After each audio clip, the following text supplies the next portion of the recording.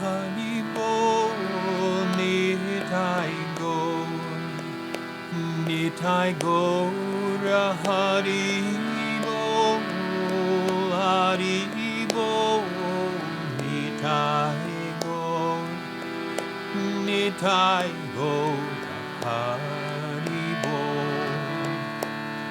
Haribo, Nitai Gaur, Nitai Gaur, Haribo, Haribo, Nitai Gaur, Nitai Gaur, Haribo, Haribo, Nitai Gaur, Nitai Gaur, Haribo,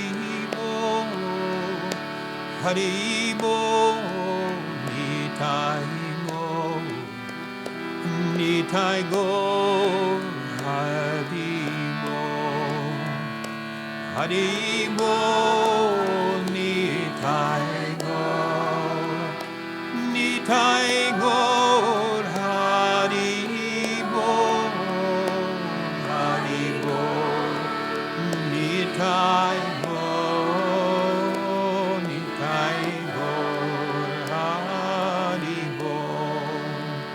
Namaste and welcome. So this will be the beginning of a 3-part series entitled Finding the True Self. In order to really discover what is the truth about anything, we learn that we should analyze things by asking 3 particular questions. What is something's essence, or what is it actually made of or constituted by? What is its natural position, meaning where does it fit in relation to other things, its environment? And of course, what is its natural function? And so we will be attempting to answer these 3 questions in relation to the topic of finding the true self. So today's topic is the answer to that first part of the question: what is my essence, or who am I at the core of my being? So the subject of who am I is far greater than what we can cover in this very short talk that we're going to be giving.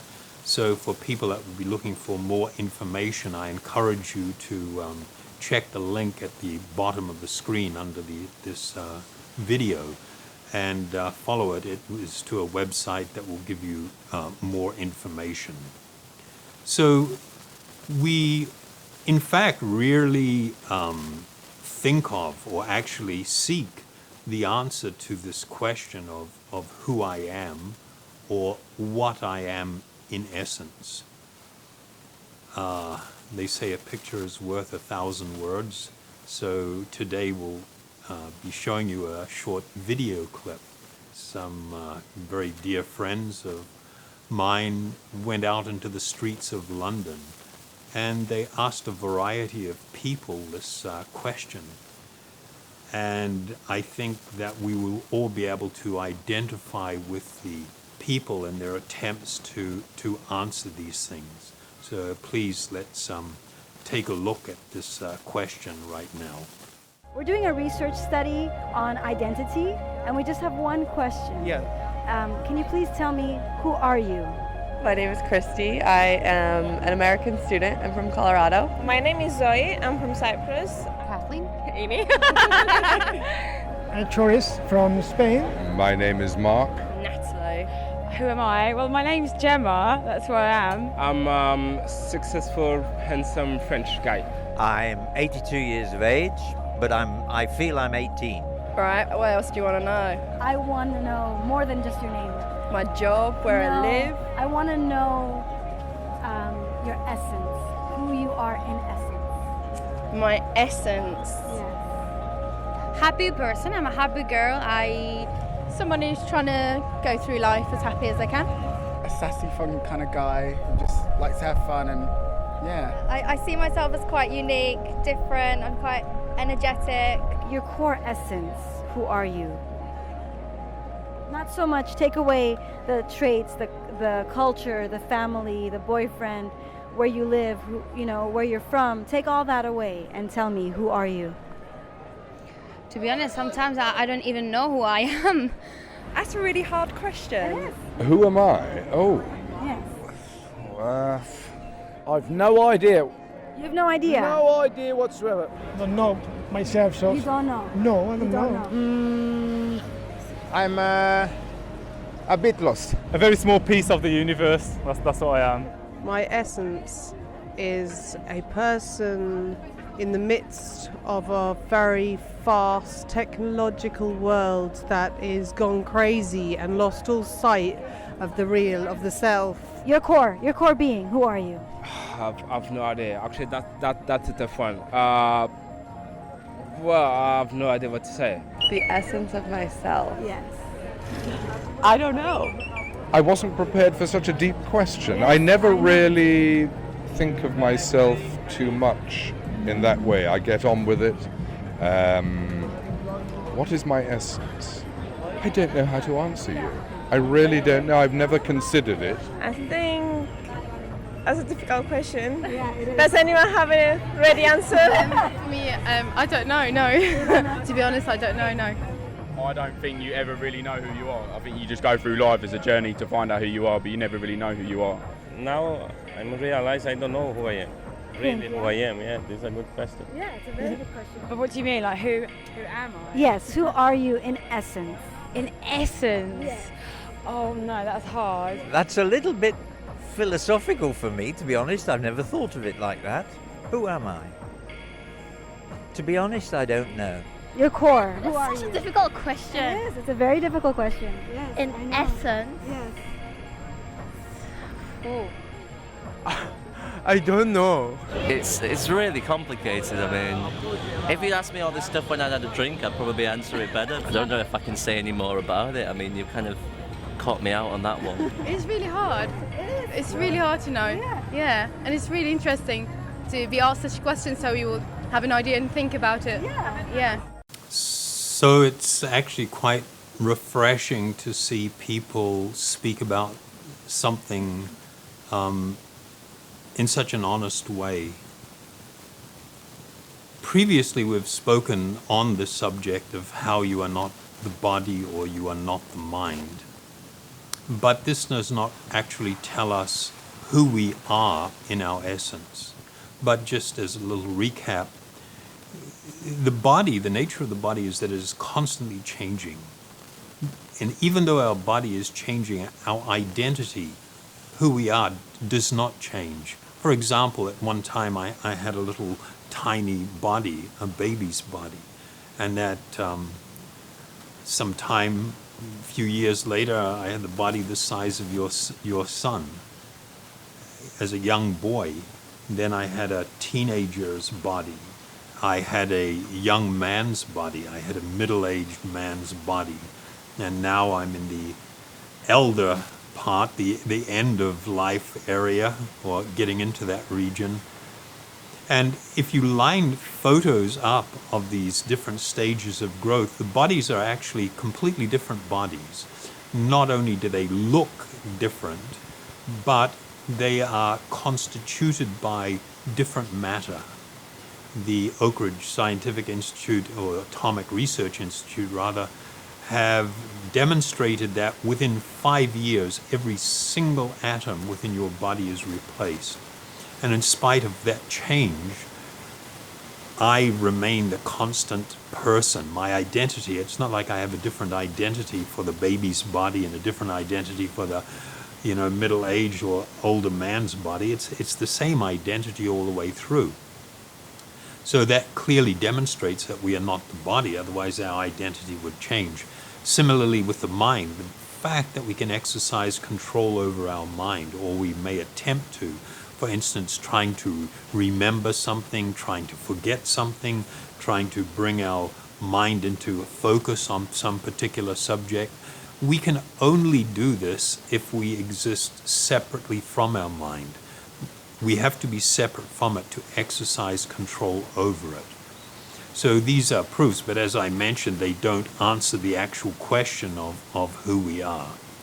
Before attempting to answer the actual question of who am I, what is my essence, I would just like to draw attention to the question, what is the relevance of knowing some such thing? What is the relevance? Actually, there's a tremendous relevance. It's tied to our purpose in life and whether we will succeed in finding love, in seeking protection and finding happiness. This will be all intrinsically tied to this question. And in order to maybe demonstrate that, I'll give you a couple of examples. The first one is about a young woman. Her name was Stephanie. She's from the United States, and she was 29 years old and a mother of 3 very young children at the time that she was involved in a plane crash. Her and her husband and one other friend, they had stopped for a refueling, and the plane was just attempting to take off when it crashed on takeoff. And of course, of all the fuel there was this intensely hot fire. And finally, when she was able to make it out of the plane, both her and her husband were very badly burned. She was severely burned. 80% of her body had 3rd-degree burns. And the part of the body that was most severely burnt was her face. She said she could smell the hair burning and the flesh burning. You know, it was a real horrific experience. So she was helicoptered to a trauma or burns unit, and doctors put her in a medically induced coma, where for 3 months she was kept in this comatose state because her wounds were so severe in order to be able to try and treat her. Then 2 more months after that, she was undergoing reconstructive surgery and skin grafts, and you can only get skin grafts from your own body, and the fact that most of her body was burned limited it was a very lengthy and difficult process. During this time, she asked for all mirrors to be removed from her room. She couldn't stand the idea of looking in a mirror. And her 3 young children were not able to see her because it would be too traumatic for them. So they lived with her sister, and she felt heartbroken that her youngest child, a boy, would now refer to her sister as Mummy. So, she was really into the mother thing, and she really enjoyed motherhood. And so she wanted more than anything to be able to be reunited with her children again. And finally, on the day that was organized, they let the eldest daughter, who was still very young, into the room first. And when the daughter came in and saw her mother, she instantly recoiled from it. She had this really heavy reaction and immediately left the room and told her younger sister, don't go in. And for the woman, the experience was particularly painful, being rejected by your children. And of course, inside she is screaming out, it is me, it's still me, Mummy. But of course the children are not seeing that. This great pain of being rejected by her children, it springs from the inability on our part to be able to actually see, if I can use that term, see the person within. We become very conditioned to consider that the body is actually the person. So eventually the kids came around, and now they're living happily together. And when one of the elder daughter was interviewed, how was it that you're able to recognize your mummy? And she referred to being able to see into her eyes. And that indicated, they sometimes say the eyes are the windows to the soul, meaning that you get a more intense feeling that somebody is home by looking at their eyes rather than looking up their nostril or into their ear or looking at their elbow. you get the idea of a person and somebody being there. If I remember correctly, this woman later did a blog where she said something to the effect that mothers, the most important thing you can teach your daughter is that she is not her body. And that's actually a very profound statement. There's a lot of things connected with that, and more particularly from a spiritual perspective. So the second example is not quite so dramatic. It involves a young, very beautiful woman who was a model. Her name was Kate Upton. And she's a rather curvy, voluptuous, blonde, very beautiful young woman. She achieved, she burst onto the scene when she was actually asked to be a swimsuit model on the cover of Sports Illustrated swimsuit issue, and I think it was 2012. And just prior to that, she had been interviewed, and she made reference to the fact of how, since she was a small girl, she had prayed every night for this body. She prayed to have these beautiful breasts and curvy hips and a slender waist. She desired it very, very intently. And so it's understandable that somebody that spends that much time meditating, contemplating, and praying about it, you're going to feel very attached to the idea. And then she's feeling that this is me, and you've attained some level of happiness and perfection, being recognized for what you desired to be. But the reaction that she got from coming out on the cover of the swimsuit, edition of Sports Illustrated was that all the guys were going crazy over her. And she said in another interview later that she felt actually completely terrible. She said she felt terrible. I felt terrible about myself for a solid month after that came out. And when asked to explain, she was saying that then how people were relating to her, particularly men. And she stated, I'm not a toy. I'm a human. I'm not here just to be used. And so you can see the inherent conflict in desiring to have a very beautiful and attractive body, and then people reacting to that. And then you're feeling like, they're not actually valuing me.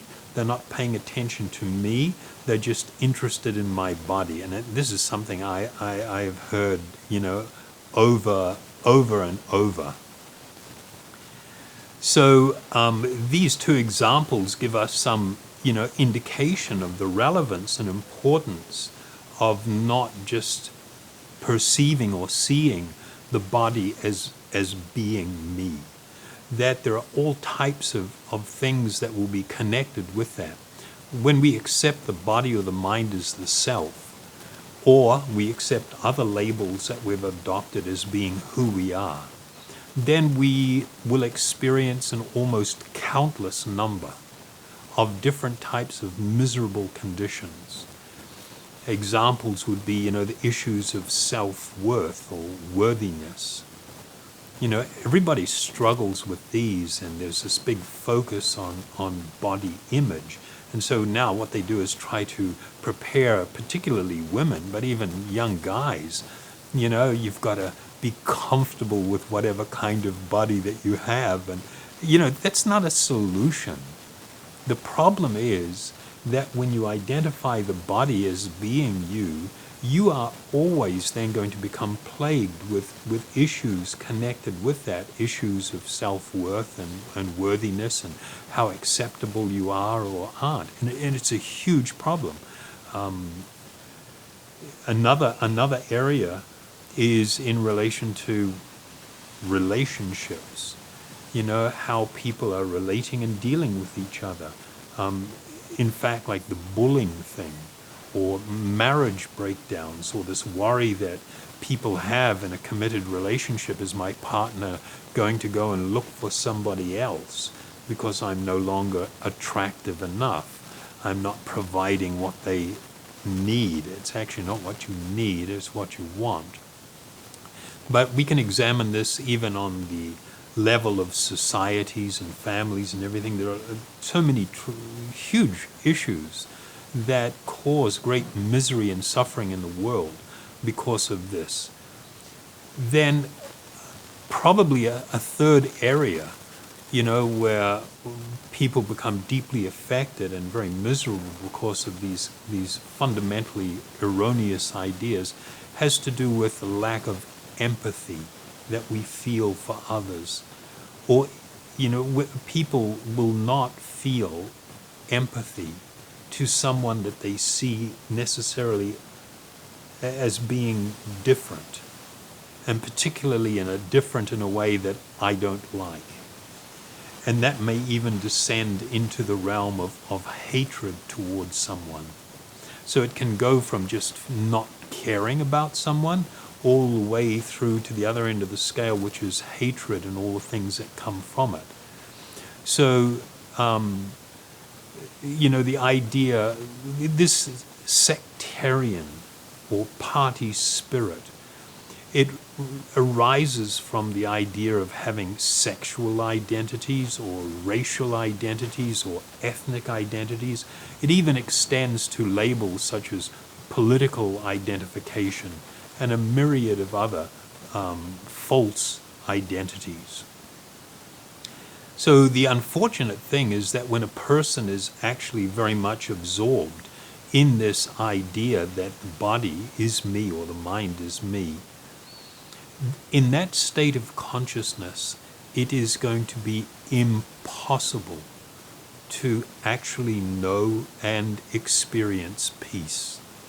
We will automatically find ourselves in some form of conflict with others that we see as being different, and it will be always due to these perceived differences. And the solution is not learning to feel comfortable with differences, although that is one workaround.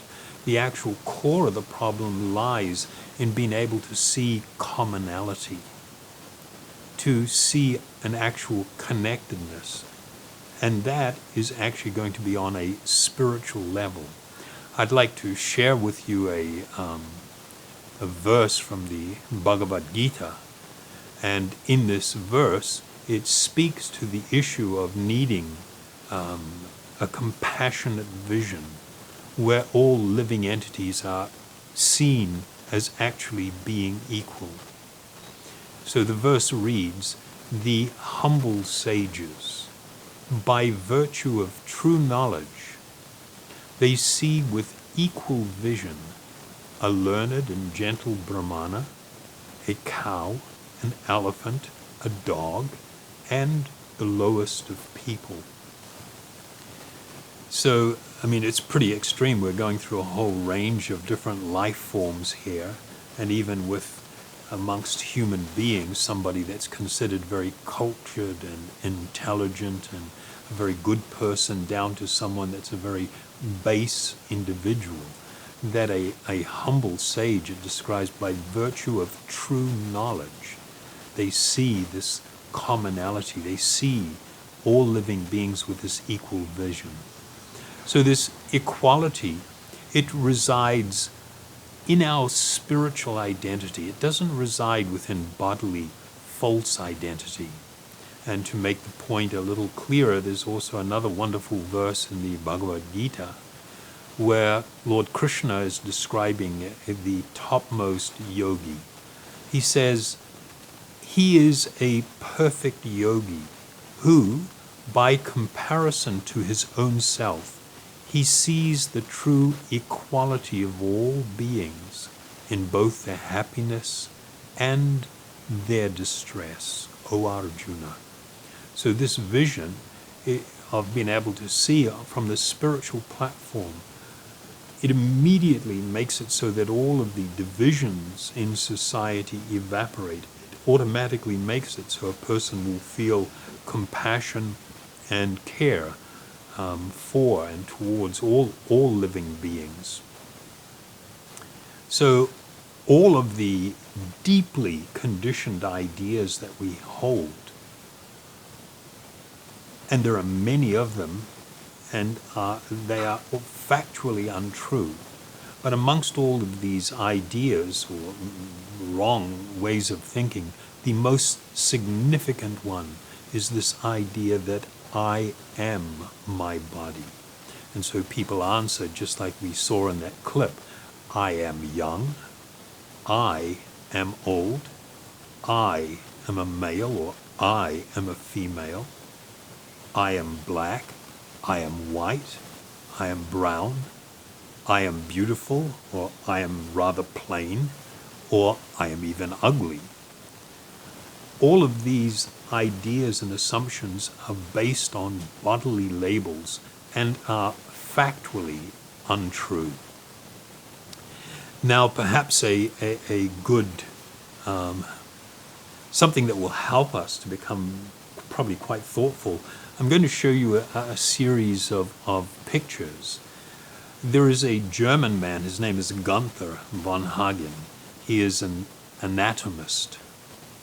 And he has exhibitions at museums all over the world. And these exhibitions actually can help to throw a spotlight on what we are discussing. So I'll just give you a warning that some of the pictures, some people may find disturbing. You shouldn't find them disturbing. There's nothing really disturbing about them. But they become disturbing when we live in a certain type of mentality, and now suddenly that's going to be shattered. These exhibits are visited by families and children, so there's not an issue with it. So in this very first picture, we can see Gunther with one of his subjects.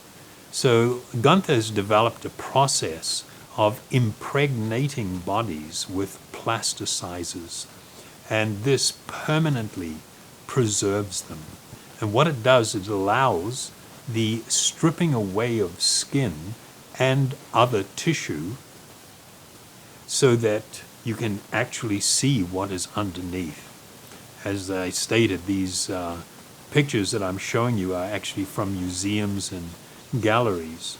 In this next slide, it reveals actually the true nature of the body as a highly complex and sophisticated vehicle, which we mostly are completely forgetful of in our daily life.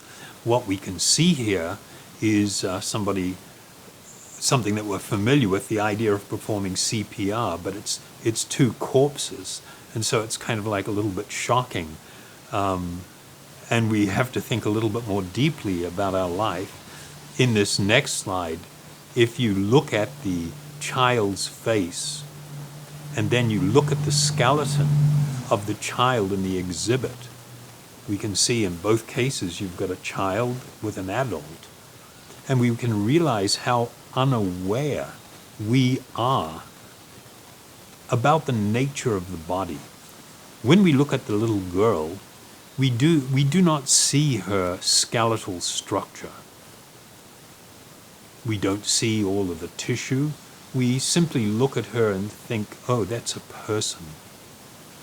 And what this tells us is that the presence of the spiritual spark, the atma or the self, it is so powerful, it has such a profound and powerful influence on the body that we no longer see the body for what it really is.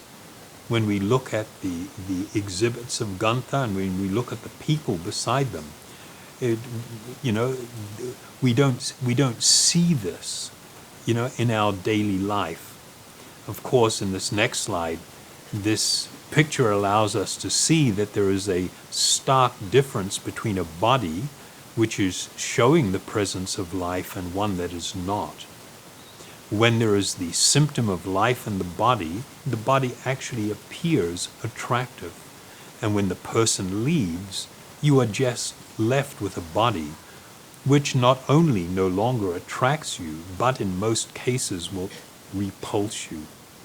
I would like to share something that was written by my spiritual master, Jagadguru Siddha Swarupananda, where he provides an answer or insight into the question of what is our essence. I mean, it's quite obvious we're not that grotesque body, then who exactly are we? He states the individual soul, or atma, can be compared to a diamond, whose value is not appreciated because it's covered over. A beautiful diamond may lie deep underground, covered by layers of dirt and rock, and although it exists in darkness, it is still a diamond. But because it is so covered up, its intrinsic beauty and value go unrealized. To speak to that subject from the Vedas, in the Mundaka Upanishad, there is also a very wonderful verse, and it states that the atma, or the self, is atomic in size and can be perceived by perfect intelligence. This atomic soul is floating in the 5 kinds of air: prana, aprana, yana, samana, and udhana. It is situated within the region of the heart, and it spreads its influence all over the body of the embodied living entities. When the atma is purified from the contamination of these 5 kinds of material air, its spiritual influence is exhibited.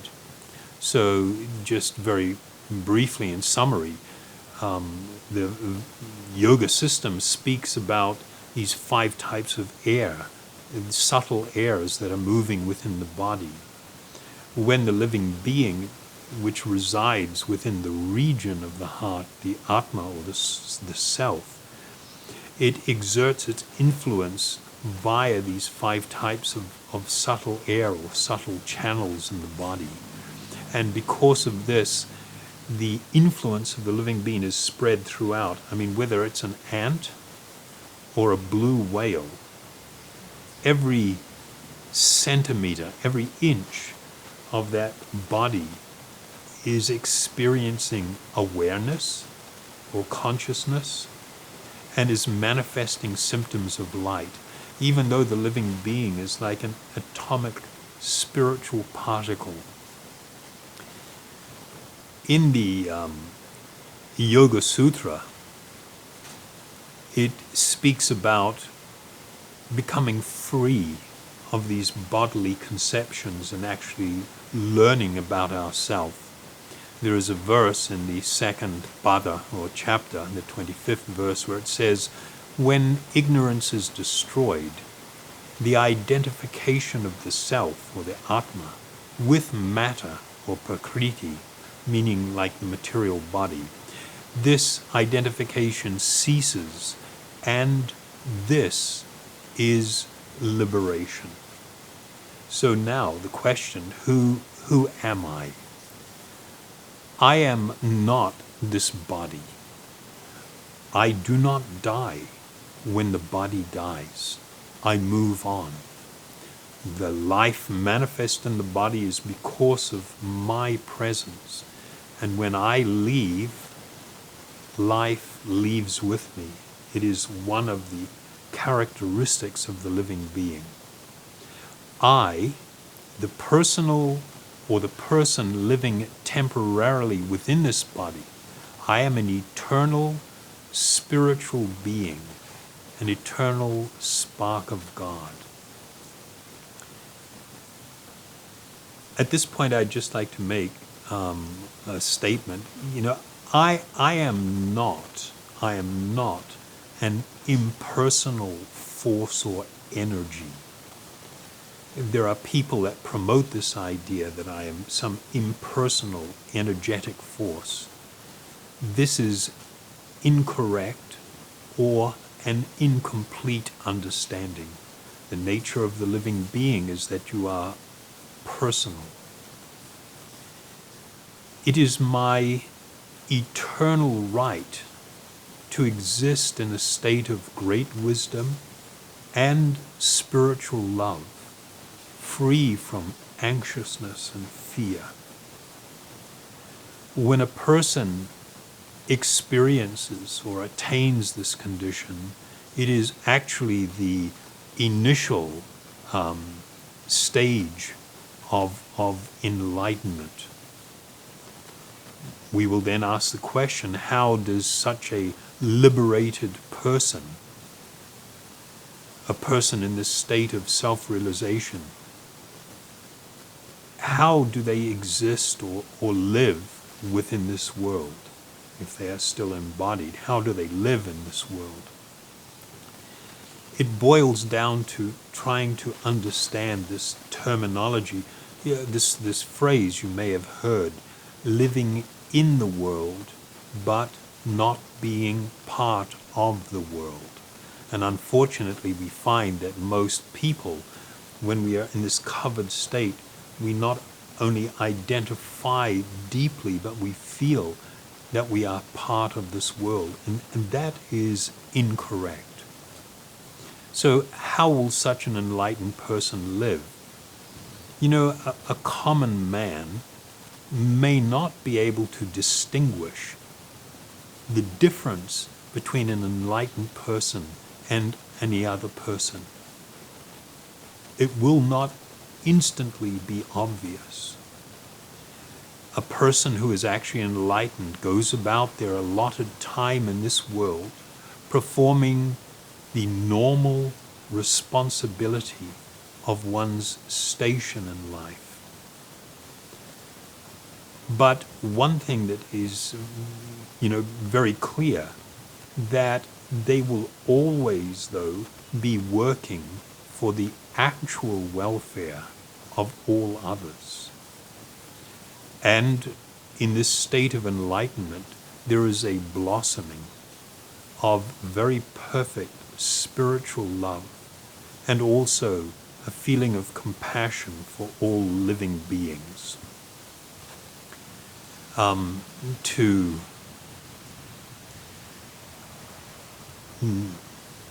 Speaking about this, there's a beautiful quote in the Bhagavad Gita, and it speaks about a person in this liberated condition.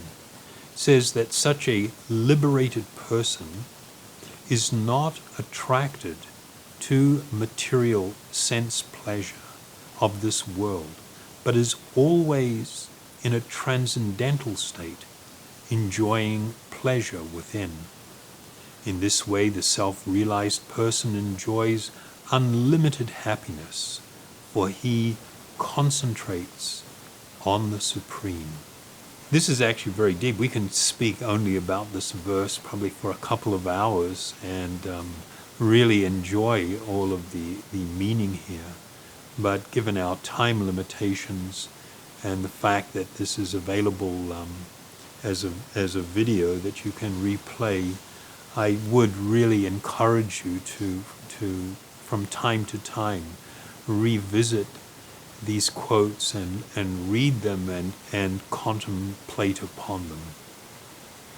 So in conclusion, in my essence, I am an eternal spiritual personality, a spiritual being.